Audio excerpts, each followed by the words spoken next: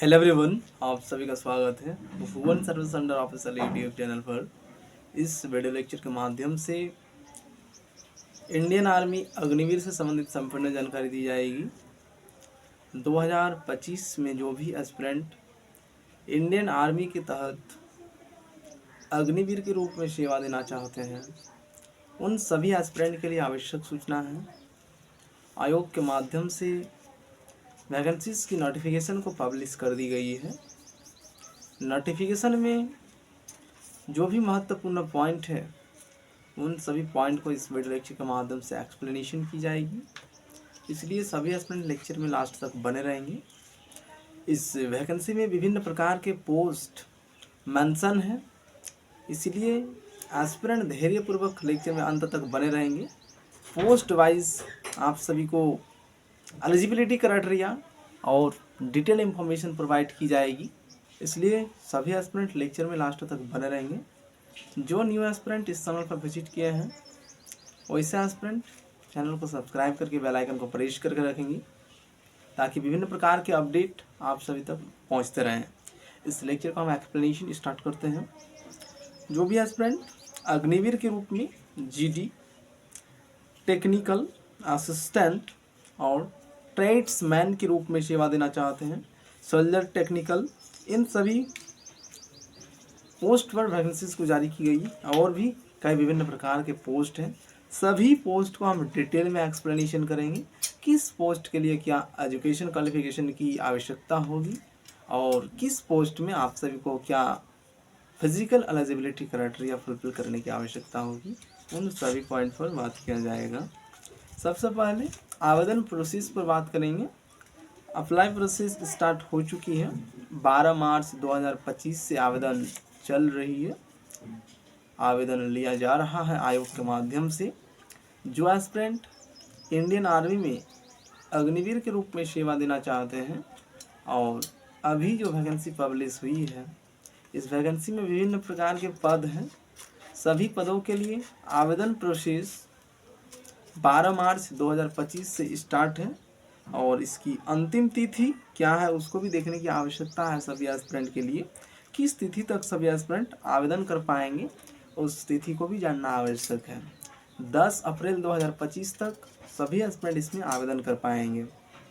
जो अपीयर होना चाहते हैं उन सभी एस्पिरेंट के लिए तो आवेदन तो कर देंगे एस्पिरेंट, लेकिन उससे पहले आप सभी को समझने की आवश्यकता है इस वैकेंसी के तहत किस किस पद में वैकेंसीज को जारी की गई है और पद के आधार पर उस पद को प्राप्त करने के लिए क्या विभिन्न प्रकार के एलिजिबिलिटी क्राइटेरिया को फुलफिल करने की आवश्यकता है, उसका भी जानकारी एस्पिरेंट के पास होनी चाहिए।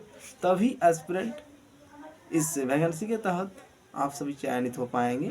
तो जो इम्पोर्टेंट पॉइंट है उन सभी पॉइंट को हम एक्सप्लेनेशन कर रहे हैं। ठीक है, फर्स्ट पॉइंट जो चर्चा की गई आवेदन प्रोसेस से संबंधित, तो उससे पहले आप सभी को सबसे गहराई वाली पॉइंट को समझने की आवश्यकता है। इस वैकेंसी में अपीयर होने के लिए क्या क्या चीज़ें आप सभी को समझने की आवश्यकता है, उन सभी पॉइंट पर हम डिस्कशन कर रहे हैं। ठीक है, उसके बाद आप सभी को आवेदन देना है।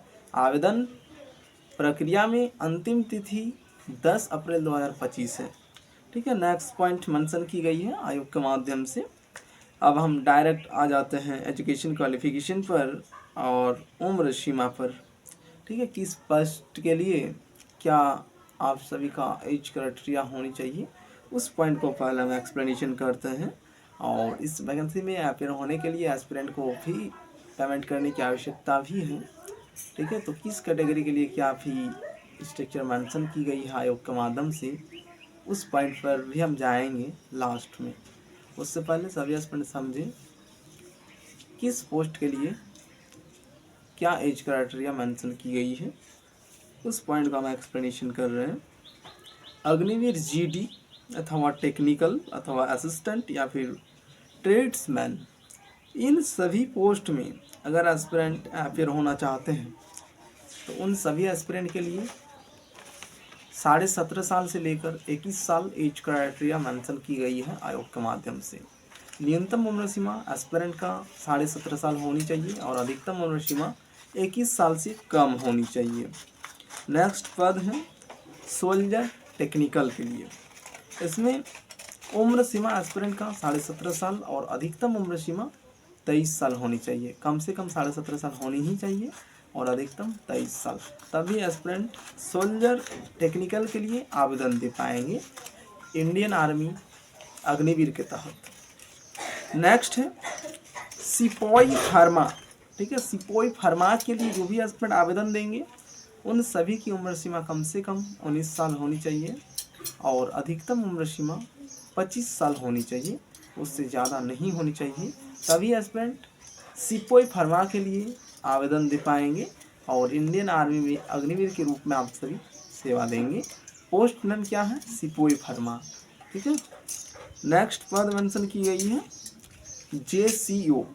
ठीक है, रिलीजियस टीचर, जो धर्म गुरु है, धर्म गुरु में भी विभिन्न प्रकार के पद इंक्लूड हैं। ठीक है, धर्म गुरु एक पद है, उसमें कई समुदायों के एस्पिरेंट धर्म गुरु बन सकते हैं, तो उसका भी डिटेल इन्फॉर्मेशन इसी लेक्चर में प्रोवाइड किया जाएगा, इसीलिए लेक्चर में लास्ट तक बने रहें सभी एस्पिरेंट, ताकि संपूर्ण रूप से एस्पिरेंट को जानकारी प्राप्त हो सके। रिलीजियस टीचर के लिए उम्र सीमा मेंशन की गई है 25 साल से लेकर 34 साल तक, कम से कम 25 साल उम्र सीमा होनी चाहिए और अधिकतम उम्र सीमा 34 साल से कम होनी चाहिए, तभी एस्पिरेंट रिलीजियस टीचर बन पाएंगे। ठीक है, उसके लिए एक कट ऑफ डेट बताई गई है आयोग के माध्यम से, 1/10/2025 आयोग के माध्यम से कट ऑफ डेट बताई गई है। ठीक है, यानी 1 अक्टूबर 2025 के आधार पर एस्पिरेंट का उम्र सीमा कम से कम 25 साल और अधिकतम उम्र सीमा 34 साल से कम होनी चाहिए, तो एस्पिरेंट रिलीजियस टीचर के लिए आवेदन दे पाएंगे। नेक्स्ट है JCO कैटरिंग के लिए न्यूनतम उम्र सीमा 21 साल, अधिकतम उम्र सीमा 27 साल। ठीक है, जो भी एस्पिरेंट कैटरिंग के लिए आवेदन देंगे इंडियन आर्मी में अग्निवीर के तहत, उन सभी एस्पिरेंट का उम्र सीमा कम से कम 21 साल होनी चाहिए, अधिकतम उम्र सीमा 27 साल होनी चाहिए। इसका भी कट ऑफ डेट बताई गई है 1 अक्टूबर 2025। और एक पद नीचे मेंशन की गई है हवलदार के लिए, इसमें एस्पिरेंट का उम्र सीमा कम से कम 20 साल होनी चाहिए और अधिकतम उम्र सीमा 25 साल से कम होनी चाहिए, तो एस्पिरेंट हवलदार के लिए आवेदन दे पाएंगे। ठीक है, उसके लिए भी एक कट ऑफ डेट बताई गई है 1 अक्टूबर 2025। इसी डेटा के बेसिस पर एस्पिरेंट का एज को काउंट किया जाएगा और उम्र सीमा को देखा जाएगा कि एस्पिरेंट का उम्र सीमा 20 और 25 के बीच में है अथवा नहीं है। ठीक है, अगर 20 और 25 के बीच में उम्र सीमा रहेगी एस्पिरेंट का, तो हवलदार के लिए एस्पिरेंट उम्र सीमा के आधार पर आप सभी एलिजिबल हैं, आवेदन दे सकते हैं। ठीक है, अब हम डिटेल फॉर्म में एक्सप्लेनेशन कर रहे हैं पद के आधार पर आप सभी को कौन से एजुकेशन क्वालिफिकेशन इसमें उल्लेख करने की आवश्यकता होगी, फर्स्ट के आधार पर क्या एलिजिबिलिटी क्राइटेरिया आयोग के माध्यम से मेंशन की गई है, उस डेटा को हम एक्सप्लेनेशन कर रहे हैं। ठीक है, इसमें सिर्फ अभी आप सभी को एज क्राइटेरिया से संबंधित जानकारी दी गई, अब एजुकेशन क्वालिफिकेशन से संबंधित जानकारी दी जाएगी। ठीक है, तो हवलदार एजुकेशन के लिए इसमें मेंशन की गई है एजुकेशन क्वालिफिकेशन IT, ठीक है, अथवा साइबर, इन दोनों में, ठीक है, किसी भी एक क्षेत्र में बैचलर डिग्री अथवा मास्टर डिग्री होने से एस्पिरेंट इसके लिए एलिजिबल हैं, या फिर BCA, MCA, BTech, BSc, ठीक है, MSc IT, AI, ML, data analytics, data science, information security, इन सभी में अगर एस्पिरेंट का डिग्री है तो एस्पिरेंट हवलदार एजुकेशन के लिए आवेदन दे सकते हैं। इसी में पॉइंट मेंशन की गई इंफॉर्मेशन ऑपरेशन, बैचलर अथवा master degree with 50% minimum marks, bachelor degree master degree in information technology, ठीक है, किसी में भी होने से एस्पिरेंट इसके लिए एलिजिबल हो जाएंगे। यहाँ पर जो डेटा मेंशन की गई है उस डेटा को हम एक्सप्लेनेशन कर रहे हैं और ये डेटा ऑफिशियल नोटिफिकेशन की बेसिस पर आप सभी के समक्ष एक्सप्लेनेशन किया जा रहा है। बैचलर अथवा master degree in information technology अथवा कंप्यूटर साइंस या फिर मास कम्युनिकेशन या फिर जर्नलिज्म या फिर साइकोलॉजी या सोशियोलॉजी या पब्लिक एडमिनिस्ट्रेशन या फिर political science, military study and defence management इन सभी में किसी भी एक क्षेत्र में अगर आपके पास डिग्री है तो एस्पिरेंट इस पोस्ट के लिए एलिजिबल हो जाएंगे। और भी चीज़ें यहाँ पर मेंशन की गई है, ठीक है। BA MA in foreign language, ठीक है, जैसे चाइनीज़, इन सभी में अगर एस्पिरेंट के पास डिग्री है तो आप सभी इसके लिए एलिजिबल हो जाएंगे। फिजिकल एलिजिबिलिटी, ठीक है, यहाँ पर मेंशन की गई है, रीजन वाइज है हाइट, ठीक है। और एस्पिरेंट फिजिकल एलिजिबिलिटी की क्राइटेरिया को जानने के लिए हवलदार के लिए आप सभी रीजन वाइज एक बार देख लेंगे उसको कि आप सभी के रीजन में क्या एलिजिबिलिटी क्राइटेरिया मांगी जा रही है फिजिकल के रूप में, क्योंकि यहाँ पर जो डेटा एक्सप्लेनेशन की जा रही है ये डेटा ऑल इंडिया बेस पर आप सभी को एक्सप्लेनेशन किया जा रहा है। ये डेटा जो हमारे माध्यम से एक्सप्लेनेशन किया जा रहा है, इस डेटा के बेसिस पर पूरे भारत के अभ्यर्थी अपेयर हो सकते हैं।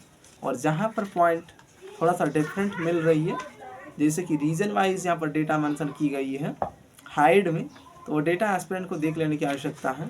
अगर इस पॉइंट पर एस्पिरेंट का डाउट होगा तो एस्पिरेंट कमेंट करेंगे, आप सभी को सलूशन उपलब्ध कराई जाएगी, ठीक है। निश्चिंत रहे एस्पिरेंट, दुविधा में ना पड़े, देखेंगे, अगर समझ में नहीं आएगी तो एस्पिरेंट कमेंट करेंगे। अब आ जाते हैं हम नेक्स्ट पॉइंट पर।